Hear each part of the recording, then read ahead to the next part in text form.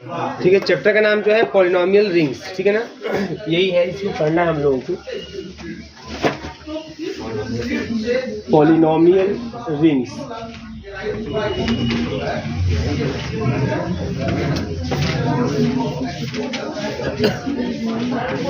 ठीक है ना।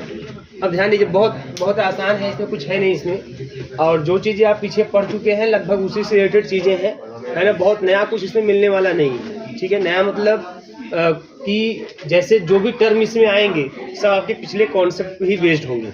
कोई थियरम या कोई भी टर्म आएगा वो लगभग आपका पिछले कॉन्सेप्ट पे ही बेस्ड होगा।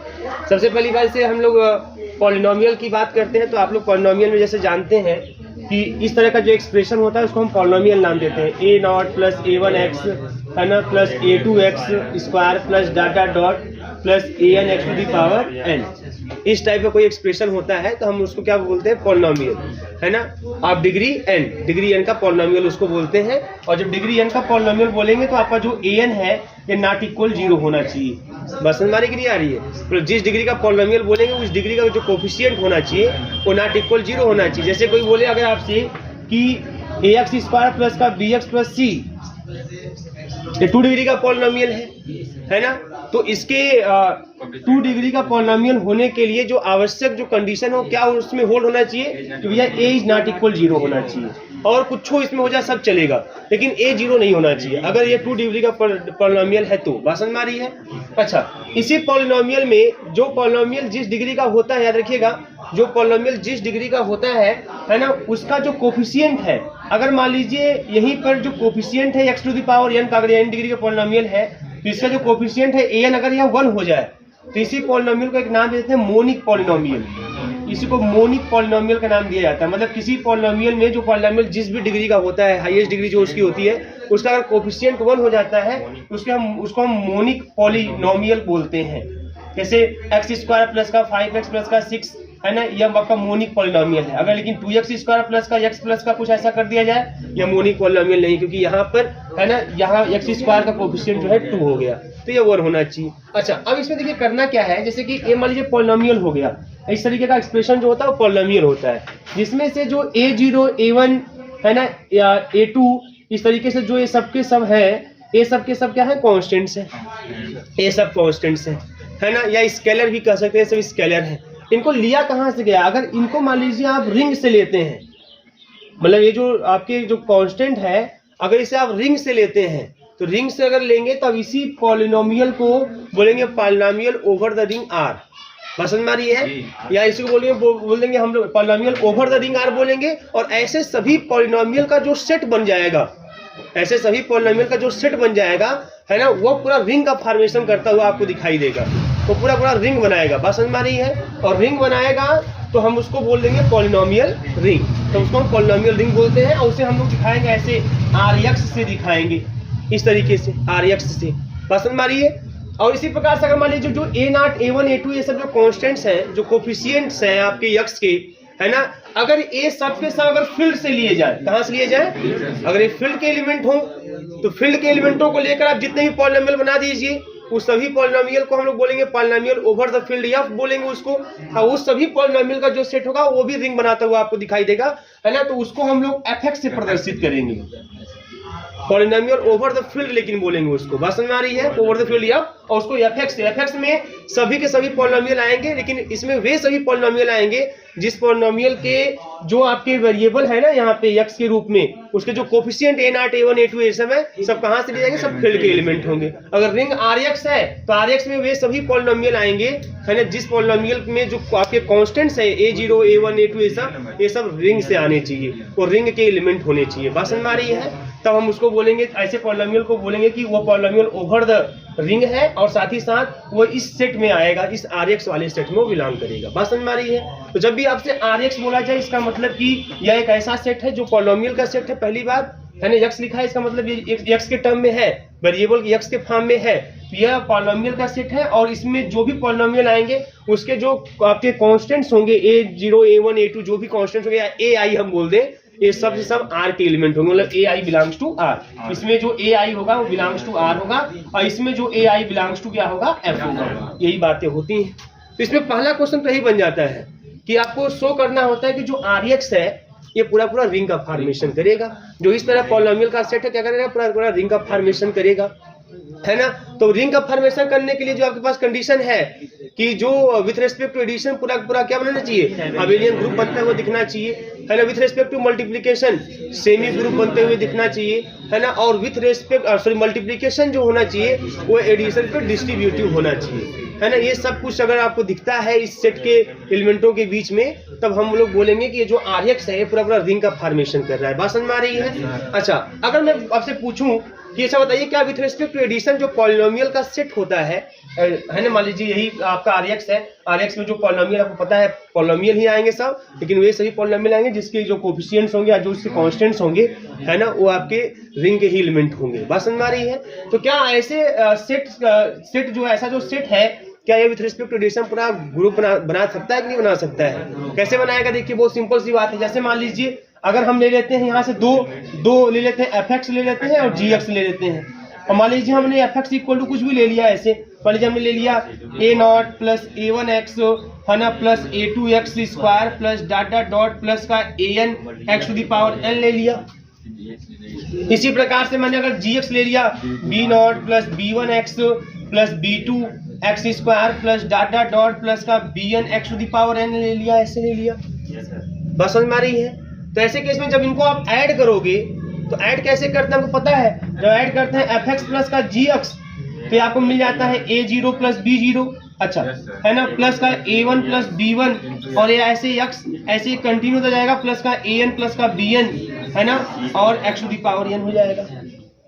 अब एक पॉलिनोमियल मिल जाएगा, मतलब पॉलिनोमियल को जब ऐड करते हैं तो एक पॉलिनोमियल ही मिलता है। क्लास 6, 7, 8 से ही पढ़ते चले आ रहे हैं, पॉलिनोमियल को ऐड करेंगे पॉलिनोमियल मिलेगा। अब प्रश्न उठता है कि ये जो पॉलिनोमियल आया है क्या इस RX का ही एलिमेंट है? तो भैया ये जो a0, a1, a2, an ये सब है, ये सब R के एलिमेंट है, ये सब R के एलिमेंट, क्योंकि आपने कहाँ से लिया है? ये RX से ही नहीं लिया है। आप यही लेट करते हैं, लेट fx और कामा gx, है ना, बिलोंग्स टू RX।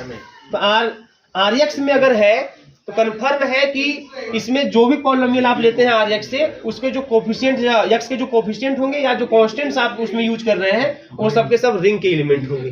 तो अगर a0, a1, a2, an ये सब रिंग के एलिमेंट हैं, b0, b1, b2, bn सब रिंग के एलिमेंट हैं, तो जब ऐसे एलिमेंटों को जोड़ेंगे तो वो भी रिंग का ही एलिमेंट होगा, फिर रिंग का एलिमेंट है ना। तो जो भी रिंग होता है वह विथ रेस्पेक्ट टू एडिशन पूरा अबेलियन ग्रुप तो बनेबे करता है, with respect to multiplication semi group बनाता ही है, मल्टीप्लिकेशन एडिशन डिस्ट्रीब्यूटिव होता ही है। तो अगर a0, b0 रिंग का एलिमेंट है तो a0 प्लस b0 भी रिंग का एलिमेंट होगा, इसमें कोई डाउट नहीं, है ना। a1, b1 अगर रिंग का एलिमेंट है तो a1 प्लस b1 भी रिंग का एलिमेंट होगा। अगर an, bn रिंग का एलिमेंट है तो an प्लस bn भी रिंग का एलिमेंट होगा। इस तरीके से ये जो आप, मैं इसको ऐसे भी सकता हूँ c1 c0 प्लस का c1x plus c2x square plus dot dot plus का cn x to the power n। तो यहाँ पे जो c1, c2, c3, cn होगा ये सब भी R के ही एलिमेंट होंगे, ये सब भी R के एलिमेंट होंगे। इसका मतलब कि fx plus gx belongs to RX। बात समझ में आ रही है ना ये चीज? तो एडिशन के, है ना, यहाँ पे closure property with respect to addition hold करेगा, एसोसिएटिव प्रॉपर्टी भी होल्ड करेगा। 3 ठो लेके एसोसिएट कराइए, आपको रिजल्ट सेम दिखाई देंगे। तो 3 आप ले लीजिए, ऐसे रिजल्ट आपको सेम दिखाई देंगे। मेन मैटर कांस्टेंट का है, तो कांस्टेंट क्योंकि वो भी रिंग से है, R से है, तो रिंग में आप जानते हैं कि रिंग जो होता है वो जिस भी एलिमेंटों का सेट है वो भी विथ रिस्पेक्ट टू एडिशन पूरा प्रॉपर्टी होल्ड करता है ना। बात करेंगे जब हम लोग एग्जिस्टेंस ऑफ आइडेंटिटी की, तो एग्जिस्टेंस ऑफ आइडेंटिटी ग्रुप में यहाँ 0 पॉलिनोमियल आपको मिलेगा, 0 पॉलिनोमियल मिलेगा। 0 पॉलिनोमियल मतलब क्या? 0 पॉलिनोमियल मतलब 0 plus 0 into x plus 0 into x square, 0 के साथ ही एक्स स्क्वायर, है ना, plus dot plus 0 into x to the power n। यह 0 पॉलिनोमियल है, ये 0 पॉलिनोमियल इसको बोलते हैं। बात समझ में आ रही है? अब इस 0 पॉलिनोमियल को किसी भी पॉलिनोमियल में आप ऐसे अगर मान लीजिए cfx में ही ऐड करोगे तो fx ही मिलेगा, क्योंकि ऐड कैसे होगा? a0 में 0 ऐड होगा तो a0 ही मिलेगा, a1 में 0 ऐड होगा तो a1 ही मिलेगा, a2 में 0 ऐड होगा a2 ही मिलेगा, an में 0 ऐड होगा an ही मिलेगा आपको। मतलब मिलने वाला है यही fx ही। इसका मतलब जो 0 पॉलिनोमियल होगा उस RX का, है ना, वह उस RX में आइडेंटिटी के रूप में कार्य करेगा। बात समझ में आ रही है? उसी प्रकार से हम लोग बात करेंगे एग्जिस्टेंस ऑफ इनवर्स के बारे में। एग्जिस्टेंस ऑफ इनवर्स के बारे में जब बात करेंगे तो वहां पे भी अगर हमारे पास fx है ना, अगर fx rx में है तो माइनस fx भी rx में दिखाई देगा। भाई माइनस fx हो जाएगा तो क्या हो जाएगा, यहीं पे माइनस का a0 हो जाएगा, माइनस का a1 हो जाएगा, माइनस का a2 हो जाएगा। अब किसी रिंग में अगर a0 a1 a2 है तो उसमें minus a0 minus a1 minus a2 भी होगा, क्योंकि रिंग जो होता है विथ रिस्पेक्ट टू एडिशन पूरा अबेलियन ग्रुप बनाता है। इसका मतलब कि अगर fx rx में है तो माइनस fx भी rx में होगा। बात समझ में आ रही है? तो यहाँ पर आपको एग्जिस्टेंस ऑफ इनवर्स भी दिखाई देगा, कम्यूटेटिव लॉ भी आपको दिखाई देगा। किसी भी दो पॉलिनोमियल को लेके आप उसी rx से मल्टीप्लाई कीजिए, चाहे fx इंटू gx कीजिए चाहे gx इंटू fx कीजिए, आपको रिजल्ट सेम आता हुआ दिखाई देगा। सामान्य सी बात है जो आप 6, 7, 8 क्लास के लेवल पे कर चुके हैं, ऐसा सब कुछ करके देख चुके हैं। अगर हम बात करते हैं मल्टीप्लिकेशन एडिशन पे डिस्ट्रीब्यूटिव, तो ऐसा तो बहुत किए हैं कि दो ठो पॉलिनोमियल देके उसका गुणा करना, तो एक को उठाते हैं सब में गुणा करते हैं, दूसरे उठाते हैं सब में गुणा करते हैं, तीसरे उठाते हैं सब में गुणा करते हैं। ये तो आप करके देख चुके हैं। बात समझ में आ रही है? तो ये भी आपको दिखाई देगा, मल्टीप्लिकेशन एडिशन पे डिस्ट्रीब्यूटिव होता हुआ दिखाई देगा आपको बराबर। उसके बाद जब हम बात करते हैं multiplication with respect to multiplication semi group होना चाहिए, तो उसको भी आप जानते हैं कि जब हम बात करते हैं दो पॉलिनोमियल को मल्टीप्लिकेशन की बात करते हैं, ऐसे मान लीजिए fx और gx, अगर दो पॉलिनोमियल यही मान लीजिए जो आपने यहाँ पे लिया है, अगर यही है आपका, तो ऐसे केस में जो fx इंटू gx होगा, fx इंटू जो gx होगा है ना, वो कैसे होगा? पहला टर्म क्या मिल जाएगा? पहला टर्म आपको मिल जाएगा a0 b0, यही ना। फिर ऐसे a0 सब में ऐसे गुणा होता चला जाएगा, फिर ऐसे a1 सब में गुणा होता हुआ चला जाएगा, है ना, ऐसे कंटिन्यू होता जाएगा यहाँ पे। लेकिन जब a1 सब में गुणा होगा तो उसमें x, मतलब कि अब इसमें सब आपको मिलते जाएगा। और लास्ट में सबसे बड़ा टर्म क्या मिलने वाला है? an bn, है ना, और x to the power n plus n, मतलब 2n, और बीच में और सब टर्म मिल जाएंगे आपको।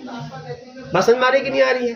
मतलब जब मल्टीप्लिकेशन कैसे, मल्टीप्लिकेशन आप जानते हैं कि मल्टीप्लिकेशन जो पावर होता है वो ऐड होता है, जब मल्टीप्लाई करोगे तो पावर होगा क्या हो जाएगा? ऐड हो जाएगा, है ना। तो इस तरीके, तो ये भी जो आपको मिलने वाला है ना, ये भी आपका rx का ही एलिमेंट होगा, क्योंकि a0 b0 भी r का ही एलिमेंट होगा। क्योंकि अगर a0 r का एलिमेंट है, b0 r का एलिमेंट है, तो a0 b0 भी कहाँ का एलिमेंट होगा? r का। बात समझ में आ रही है ना? तो पहले बता चुका हूँ कि rx में जो भी पॉलिनोमियल आएंगे, उन सभी पॉलिनोमियल में जो कांस्टेंट्स आपको दिख रहे हैं a0 a1 करके जो दिखेंगे, वो रिंग के एलिमेंट है, वो रिंग के एलिमेंट है ना। तो अगर रिंग के एलिमेंट है तो रिंग के एलिमेंटों के बीच में आपको विथ रिस्पेक्ट टू एडिशन पूरा अबेलियन ग्रुप बनता हुआ दिखेगा।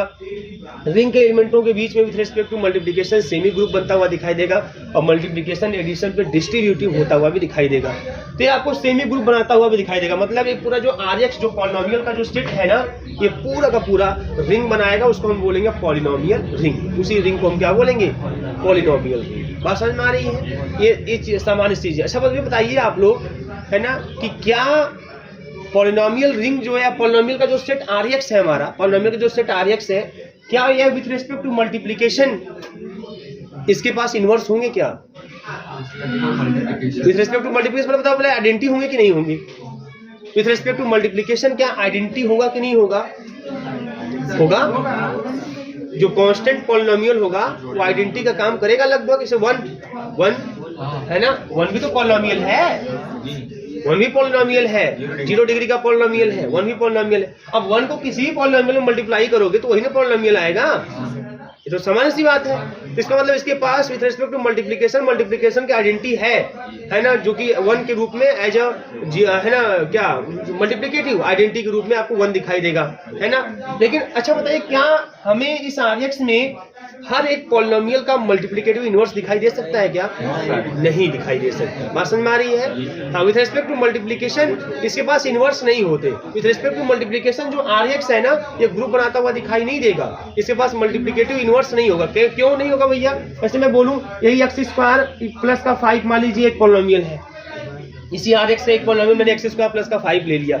अब इसका इनवर्स कौन होगा? इसका इनवर्स होगा 1/x² प्लस 5। तब 1 गुणा करने पे 1 आएगा, 1 आना चाहिए। अब बताइए, क्या 1/x² प्लस 5 पॉलिनोमियल है? क्या नहीं पॉलिनोमियल। देखिए क्लास 9th में सब पढ़ाया गया है कि पॉलिनोमियल कैसे पहचानते हैं, क्या पावर देखते हैं उसका, है ना। तो ये आपको क्या इस फॉर्म का दिखेगा क्या एक्सप्रेशन?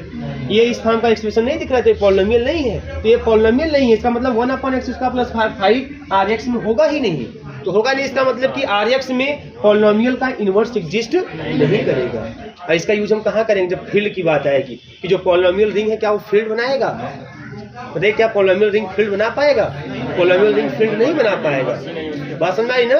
पॉलिनोमियल रिंग फील्ड नहीं बना पाएगा, क्योंकि पॉलिनोमियल रिंग अगर फील्ड बनाएगा, फील्ड बनाने के लिए उसे with respect to multiplication inverse उसका एग्जिस्ट करना चाहिए, नहीं करता है। तो यही सब थ्योरम आएंगे अभी आपके सामने कि पॉलिनोमियल जो रिंग है Rx जो है ना, वह field does not form the field, वो फील्ड का फॉर्म नहीं करता है, फॉर्मेशन नहीं करता है। तो क्यों नहीं करता था आप इसे ही दिखाएंगे कि उसके पास मल्टीप्लिकेटिव इनवर्स नहीं होता। बात समझ में आ रही है? फिर उसमें बात करेंगे क्या पॉलिनोमियल का जो रिंग है ना, वह जो है इंटीग्रल डोमेन का फॉर्मेशन करेगा। तो इंटीग्रल डोमेन क्या होता है? अकम्यूटेटिव रिंग विथ यूनिटी एलिमेंट। तो देखो कम्यूटेटिव रिंग तो होगा करेगा, विद रिस्पेक्ट टू मल्टीप्लिकेशन भी कम्यूटेटिव ला होल्ड होगा पॉलिनोमियल। fx into gx करो चाहे gx into fx करो, रिजल्ट आपका सेम आएगा, इसमें कोई डाउट नहीं है ना। और यूनिटी एलिमेंट भी है, वन तो है ना। बस इसमें क्या है कि आपको ये चेक कर लेना है कि a polynomial ring with unity element and without zero divisors is called integral domain. तो इंटीग्रल डोमेन में विदाउट जीरो डिवाइजर्स नहीं होने चाहिए। इसका मतलब अगर दो पॉलिनोमियल को मल्टीप्लाई करें तो रिजल्ट अगर जीरो आ रहा है तो कोई ना कोई एक पॉलिनोमियल जीरो होगा, तब ऐसा होगा। कंफर्म सी बात है, ये तो बात कंफर्म सी है। क्या बताएं? Integral domain without zero divisors मतलब उसमें जीरो डिवाइजर्स नहीं होना चाहिए। तो इसमें कोई भी दो एलिमेंट अगर आप लेके मल्टीप्लाई करोगे, दो पॉलिनोमियल अगर आप लेके मल्टीप्लाई करोगे, है ना, तो क्या रिजल्ट जीरो आएगा बिना दोनों के जीरो हुए?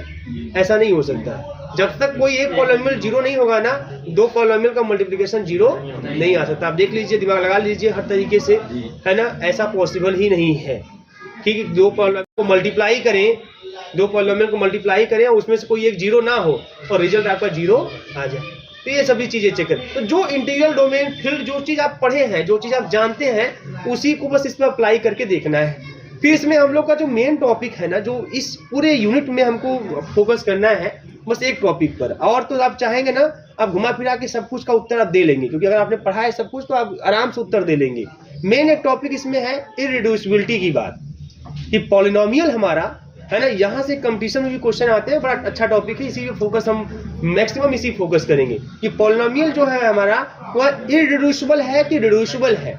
कब किसी पॉलिनोमियल को हम बोलते हैं कि वह रिड्यूसिबल है, कब किसी पॉलिनोमियल को बोलते हैं कि वह इररिड्यूसिबल है। बहुत ध्यान समझिएगा, यही मेन टॉपिक है इस पूरे यूनिट का। अगर देखा है तो यही मेन टॉपिक है, आपको यही फोकस करना है। और सब तो अगर आप पिछली जानकारी आपके पास है कि इंटीग्रल डोमेन क्या होता है, फील्ड क्या होता है, रिंग क्या होता है, क्लोजर ला, एसोसिएटिव ला, ये सब क्या होते हैं, घुमा फिरा के, है ना, आराम से आप दिखा देंगे कि हाँ ये चीज है, ये चीज नहीं है। आराम से आप चेक भी करके देख सकते हैं। लेकिन जो यहाँ पे एक नया टॉपिक, जो मेन चीज हमको फोकस करना है ना, वह है इररिड्यूसिबिलिटी ऑफ पॉलिनोमियल, है ना। पॉलिनोमियल कब इररिड्यूसिबल होता है? जैसे हम लोग पॉलिनोमियल को फैक्टराइज करते हैं ना, तो जैसे हम लोग क्या करते हैं कि फैक्टराइज करते हैं, तो हम लोग वहाँ पे जैसे आप क्लास 9-10 लेवल पे, है ना, आप लोग जो हाईएस्ट कोफिशिएंट है, अगर मैंने 2 डिग्री का है तो हाईएस्ट कोफिशिएंट लास्ट का कांस्टेंट्स का गुणा करते हैं, फिर कहते हैं कि ऐसा जोड़ें कि बीच वाला टर्म आ जाए, गुणा करें कि, है ना, ऐसा कुछ आ जाए। इस तरीके से करते हैं। अगर 3 डिग्री का पॉलिनोमियल तो आप रख के चेक करते हैं, फिर बोलते हैं कि हाँ ये रखने पे जीरो हो गया, इसलिए ये वाला एक फैक्टर होगा, फिर उसे आप डिवाइड करते हैं, फिर जो आता है उसको फैक्टराइज करते हैं। ऐसा कुछ फैक्टर में करते हैं, है ना, इस तरीके से करते हैं। लेकिन समस्या क्या होती है कि क्या सभी पॉलिनोमियल फैक्टराइज होंगे? नहीं, ऐसी बात नहीं है कि सभी पॉलिनोमियल फैक्टराइज हो सके। तो कौन से पॉलिनोमियल रिड्यूसिबल होंगे, कौन से इररिड्यूसिबल होंगे, और कैसे इस चीज को पता करेंगे, क्या क्या तरीके होंगे पता करने के, है ना, वो भी चीज ध्यान देना है। और एक चीज और इसमें ध्यान देना है कि इसमें हम देखेंगे कि रिड्यूसिबल या इररिड्यूसिबल है तो ओवर द फील्ड, जो फील्ड है, या ओवर द रिंग जो है, वो रिंग क्या है? रिंग ऑफ रेशनल है कि रिंग ऑफ इंटीजर है, बात समझ आ रही है, कि रिंग ऑफ आपका रियल है कि रिंग ऑफ कॉम्प्लेक्स है, ये सब भी आपको देखना है इसमें। तो ये इस पर ही क्वेश्चन आपके आते हैं। और इसी पे आपका आइंस्टीन, वैसे आइंस्टीन, है ना, आइंस्टीन कहते हैं उसको, क्योंकि यस बीच में लगा होता है उसके, लेकिन स्टार्ट में आइंस्टीन बोल के काम खत्म करिएगा, है ना। हाँ, आइंस्टीन बोलते हैं, आगे बीच में यस लगा होता है उसके, है ना। पूरा आइंस्टीन नहीं होता है, लेकिन बोलने के लिए सब बोलते हैं धुआं। तो क्योंकि वहाँ पे जब आप एग्जाम में लिखना होता है तो वहाँ बोलना थोड़ी है आपको, वहाँ तो लिखना है ना। अब क्या बोल रहे हैं, उसको क्या पढ़ रहे हैं, क्या फर्क पड़ता है। तो हाँ, तो जिससे हम लोग समझ जाए, जिसको बोलने में हम लोग को आराम रहे, अपनापन फील हो जिसको बोलने में, वही ठीक है। तो आइंस्टीन से अपनापन फील हो रहा है ना कि हाँ बहुत पुराना नाता है हम लोगों का इसके साथ, ठीक है ना। आइंस्टीन कहेंगे तो ऐसा लगता है कि कुछ नया वर्ड आ गया है ना बेवजह का। तो ये सब चीजें हैं। तो कभी कभी ऐसा होता है ना, नाम आजकल के फैशन में है ना, लोग बच्चों का नाम कुछ अलग अलग तरीके से रख रहे हैं, लेकिन जो पुराने लोग हैं, जो बुजुर्ग लोग हैं है ना, वो अपने हिसाब से सेट कर लेते हैं। होता है कि नहीं होता है? वो अपने हिसाब से सेट कर लेते हैं है ना। क्या करें, इतना नौटंकी करके जाए तो स्टार्ट में ऐसे बुलाते हैं या इस तरीके से बुलाते हैं, होता है ना सेट ऐसा। हाँ, जो भी है अपना सेट कर लीजिए आप लोग। तो वही चीजें यहाँ पे है ना। तो वही चीज हम लोग यहाँ फॉलो करेंगे तो हम आइंस्टीन क्राइटेरिया ही बोलते जाएंगे, वही ठीक लगेगा, ठीक है ना।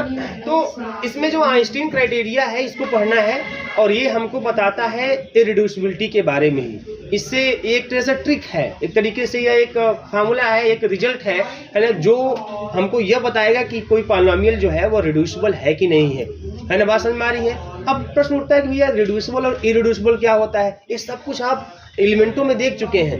इरिड्यूसिबल एलिमेंट क्या होता है, रिड्यूसिबल एलिमेंट क्या होता है ना, प्राइम एलिमेंट क्या होता है। अब इसी को पॉलिनोमियल पे थोप देना है बस, और कुछ नहीं करना है। जो चीज आप पढ़े हैं, जो जानकारी पीछे की, उसी को थोपना है इस पर, और कुछ नया नहीं पढ़ना है मास्टर। बस समझ में आ रही है ना, है ना। हाँ, ध्यान दीजिए। अब इरिड्यूसिबल क्या होता है? तो ये किसी पॉलिनोमियल को इरिड्यूसिबल कब कहते हैं? अगर कोई पॉलिनोमियल मान लीजिए f(x) है, अगर यह इरिड्यूसिबल है तो f(x) को gx इंटू hx के फॉर्म में लिखा जा सकेगा। अगर यह इरिड्यूसिबल है तो f(x) को gx इंटू hx के फॉर्म में लिखा जाएगा। और साथ ही साथ एक चीज और कंडीशन है कि या तो gx यूनिट होना चाहिए, आइदर gx इज यूनिट और hx इज यूनिट। ये चीज होना चाहिए, आइदर gx इज यूनिट और hx इज यूनिट, तब तो बोलेंगे इरिड्यूसिबल। और अगर मान लीजिए f(x) को हमने दो पॉलिनोमियल के मल्टीप्लिकेशन के रूप में तो लिख दिया, और न तो gx यूनिट है न तो hx यूनिट है, तो इसका मतलब कि हमारा जो पॉलिनोमियल f(x) है वो रिड्यूसिबल है। रिड्यूसिबल एक तरह से फैक्टराइज टर्म समझ लीजिएगा, मतलब उसको फैक्टराइज किया जा सकता है वास्तव में इस तरीके से, तो इसका मतलब वो रिड्यूसिबल है। तो अगर आपने दो पॉलिनोमियल को फैक्टर है ना मल्टीप्लिकेशन के रूप में लिखा, लेकिन उसमें से कोई ना कोई, चाहे gx चाहे hx, उस दोनों में से कोई ना कोई एक यूनिट है, तब ऐसे f(x) को हम बोलते हैं इरिड्यूसिबल पॉलिनोमियल। बात समझ में आ रही है? किसी भी पॉलिनोमियल का यूनिट होने का मतलब क्या हुआ बताओ प्रिंस? कोई पॉलिनोमियल यूनिट हो, इसका मतलब क्या होना चाहिए? प्रिंस बताएंगे। कौन होना चाहिए? यूनिट और यूनिटी का अभी भी मैटर फंसा हुआ है दिमाग में। कोई पॉलिनोमियल यूनिट पॉलिनोमियल हो, इसका मतलब वो क्या चीज, कैसे पता करेंगे कि मतलब हमने लिख दिया gx इंटू hx के रूप में, तो कैसे हम बताएंगे कि नहीं ये gx हमारा यूनिट है कि नहीं है? ये चीज कैसे बताएंगे? प्रिंस बताएंगे इसका जवाब। अरे यार वो ये भी छोड़ो है ना, वो सब जानो, सब उसी को लगाना है, लेकिन आप अपने से बताओ कि जैसे मान लीजिए f(x) को मैंने gx इंटू hx के फॉर्म में लिख दिया, तो चलो लिख दिया। अब प्रश्न उठता है कि कैसे हम पता करेंगे कि gx या hx यूनिट है कि नहीं है? ये चीज आपको पता करना, कैसे पता करोगे आप? है ना, मेन ये बात है ना। जब अगर उसमें से कोई एक यूनिट निकल जाएगा तो हम बोलेंगे f(x) हमारा इरिड्यूसिबल है, अगर कोई यूनिट नहीं निकलेगा तो बोलेंगे वो रिड्यूसिबल है। तो कैसे पता करेंगे कि वो यूनिट है कि नहीं है? तो जरूरी है ना। प्रिंस को तो बोलने ही नहीं दे रहे हैं, बोलो जी, बताओ मास्टर। यस है ना। अगर कोई, बहुत सिंपल सी बात है, अगर कोई पॉलिनोमियल को आप दो पॉलिनोमियल के है ना मल्टीप्लिकेशन के रूप में अगर आप एक्सप्रेस कर देते हो, उसको देखना यूनिट है कि नहीं है, तो उसका इनवर्स एग्जिस्ट करना चाहिए, उसका इनवर्स एग्जिस्ट करना चाहिए।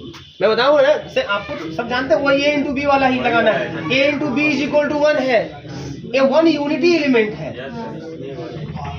बात समझ में आ रही है?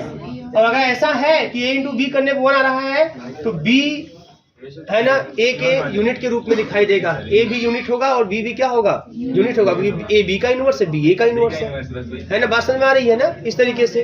तो यहाँ पे यूनिट मतलब ये चीज है कि अगर b is unit element then there exist a, उसी सेट में a ऐसा मिलना चाहिए कि जब b को a में मल्टीप्लाई करो तो 1 आना चाहिए, यूनिटी एलिमेंट आना चाहिए। तो अगर हमको देखना है कि gx या hx यूनिट एलिमेंट है कि नहीं है, तो gx का इनवर्स एग्जिस्ट करेगा कि नहीं करेगा, hx का इनवर्स एग्जिस्ट करेगा कि नहीं करेगा। बात समझ में आ रही है? और उसका इनवर्स अगर एग्जिस्ट करेगा तो ठीक, नहीं करेगा तो फिर कोई बात नहीं। जैसे मैं बता दूं आपको, जैसे यहाँ पे हमारे मान लीजिए f(x) इज इक्वल टू, मैंने ले लिया इस तरीके से है ना 3x प्लस का 6, मान लीजिए ये f(x) इक्वल टू मैंने ले लिया 3x प्लस का 6 ले लिया यहाँ पे, है ना, ये पॉलिनोमियल है आपका इस तरीके से। तो यहाँ से जब कॉमन करेंगे 3x+2 मिल जाएगा। तो ए हमारा हो गया gx, ये तो पॉलिनोमियल है, कंफर्म है ना, 3 भी पॉलिनोमियल है कांस्टेंट पॉलिनोमियल के रूप में, है ना। और ये क्या हो जाएगा hx। अब बताइए कि क्या हमारा जो fx है वो ये जो fx बराबर 3x प्लस का 6 है, ये रिड्यूसिबल है कि नहीं है, ये रिड्यूसिबल है कि नहीं है ना, रिड्यूसिबल है कि नहीं है, या इरिड्यूसिबल नहीं है। इरिड्यूसिबल क्यों है? इरिड्यूसिबल होने के लिए भाई 2 के रूप में, मल्टीप्लिकेशन के रूप में तो देख लिया। क्या इसमें कोई यूनिट दिखाई दे रहा है? यूनिट नहीं है इसमें कोई। कौन यूनिट है? 3 यूनिट है। अगर मैं बोलूं कि ये जो रिंग है ना, ये जो पॉलिनोमियल रिंग है ओवर द, वो ध्यान से, ओवर द इंटीजर है, नहीं सर, वो ध्यान समझेगा, है ना, ओवर द इंटीजर है, तब क्या यह इरिड्यूसिबल होगा? रिड्यूसिबल होगा, तब ये क्या होगा? तब ये रिड्यूसिबल हो जाएगा। देखो क्या बात समझो ध्यान से भाई, इरिड्यूसिबल होने के लिए 3 और x+2 में से किसी एक को यूनिट होना होगा। x+2 यूनिट तो हो ही नहीं सकता, क्योंकि x+2 को यूनिट होने के लिए x+2 का हमें, है ना, इनवर्स चाहिए, और किसी ऐसे पॉलिनोमियल का जो इनवर्स 1/x+2 होगा, x+2 का इनवर्स होगा 1/x+2, 1/x+2 पॉलिनोमियल वाले सेट में बिलोंग नहीं करेगा, तो इसका तो इनवर्स होगा ही नहीं। अब 3 का इनवर्स, तो 3 का इनवर्स कौन होगा? 1/3 होगा। अब देखा क्या 1/3 है कि नहीं, तो अगर मान लीजिए जेड इंटीजर का अगर है यहाँ पे, तो इंटीजर के सेट में क्या 1/3 बिलोंग करेगा? नहीं करेगा। तो अगर ओवर द इंटीजर अगर कह दिया जाए, जो पॉलिनोमियल का सेट है अगर ओवर द इंटीजर जेड कहा जाए, तब यही जो आपका जो पॉलिनोमियल है यह रिड्यूसिबल हो जाएगा, वो इरिड्यूसिबल नहीं होगा। और अगर मैं यहीं पर रेशनल कह दूं, रेशनल, तब ये हो जाएगा, क्योंकि तब ऐसे केस में रेशनल रहेगा, तो ऐसे केस में 3 का इनवर्स 1/3 वो बिलोंग कर जाएगा क्यू में। इसका मतलब तब 3 हमारा यूनिट के रूप में दिखाई दे जाएगा। बात समझ में आ रही है ना, बात समझ में आ रही है। तो ऐसी चीजें, अब x+2 ले लेते हैं, तो fx = x+2 ले लेते हैं। तो मुझे बताएंगे आप कि अब इसको चलिए दो के लिखिए, 2 के फॉर्म के रूप में, 2 पॉलिनोमियल के मल्टीप्लिकेशन के रूप में बताइए क्या लिखोगे, है ना, 1 × x+2, फिर क्या होगा बताइए अब आप? इरिड्यूसिबल, तो 1 तो है ना, अगर इंटीजर लोगे तब वो इरिड्यूसिबल, रेशनल लोगे तब वो इरिड्यूसिबल तो है वो x+2। इसमें कौन सा नौटंकी था जी? क्या कहना चाहते हो, कुछ और कहना चाहते हो इसमें, हैं? बात समझ में आ रही है ना। इस तरीके से अगर मान लीजिए हमारे पास fx = x² - 5x + 6, अगर यह है एक ऐसा पॉलिनोमियल होगा, अगर मान लीजिए ओवर द q ले लिया जाए, है ना, तो ये रिड्यूसिबल हो जाएगा, क्योंकि इसको दो के, है ना, इरिड्यूसिबल नहीं होगा, है ना। क्योंकि देखो इसको फैक्टराइज कर लोगे तो हो जाएगा कितना, 2 के प्रोडक्ट रूप में लिखना है, तो x-2 x-3 यही तो होगा। अब बताइए इसको इरिड्यूसिबल होने के लिए इसको या इसको यूनिट होना होगा।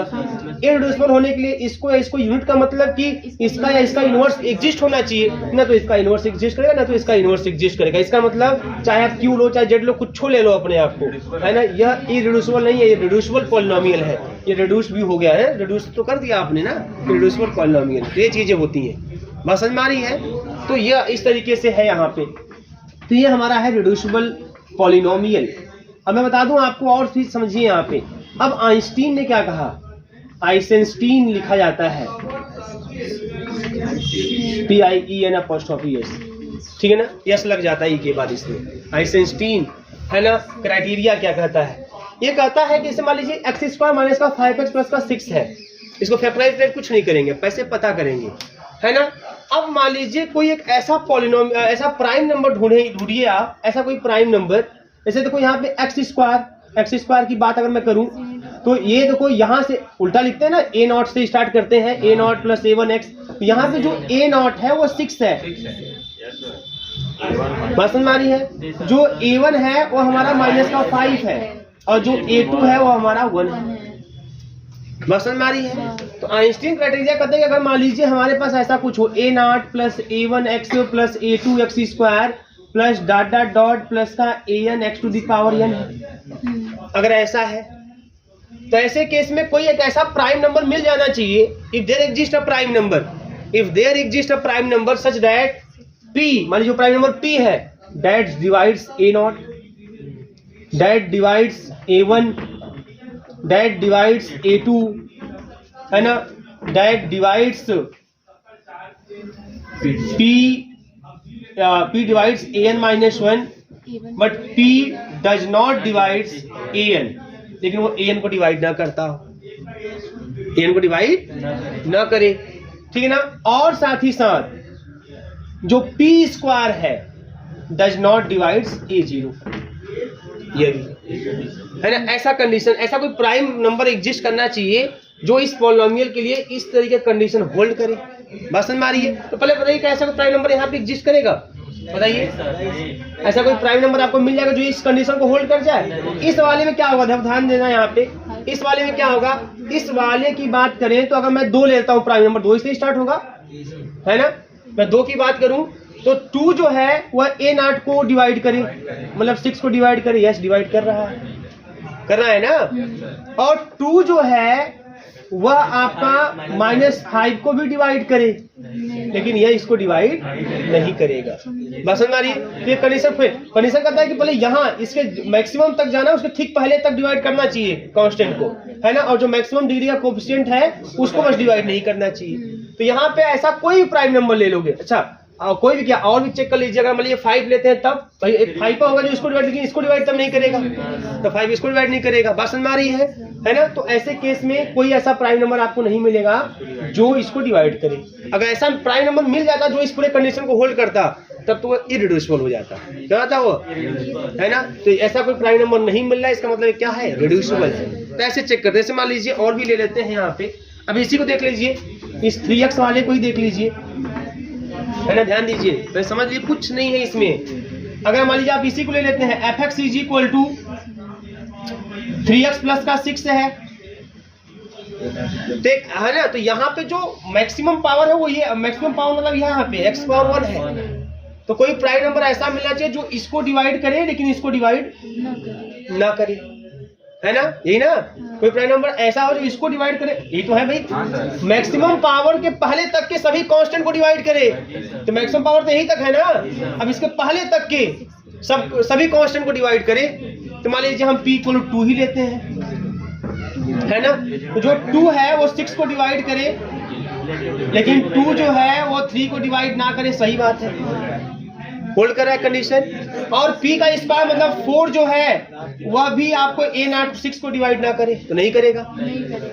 तो ये कंडीशन होल्ड कर गया, इसका मतलब ये इररिड्यूसिबल है, ये इररिड्यूसिबल है। यही आइंस्टीन क्राइटेरिया है ना, आइंस्टीन क्राइटेरिया जिसको बोलते हैं, यही आइंस्टीन क्राइटेरिया है। इस तरीके से आप खाली चेक कर लेंगे, कोई प्राइम नंबर अगर ऐसा आपको मिल जाता है तो आप चेक करिए और ध्यान बताते जाइए कि वो आपका रिड्यूसिबल है कि रिड्यूसिबल नहीं है, ठीक है ना। ऐसे क्वेश्चन आपको कॉम्पिटिटिव एग्जाम में पूछे जाते हैं।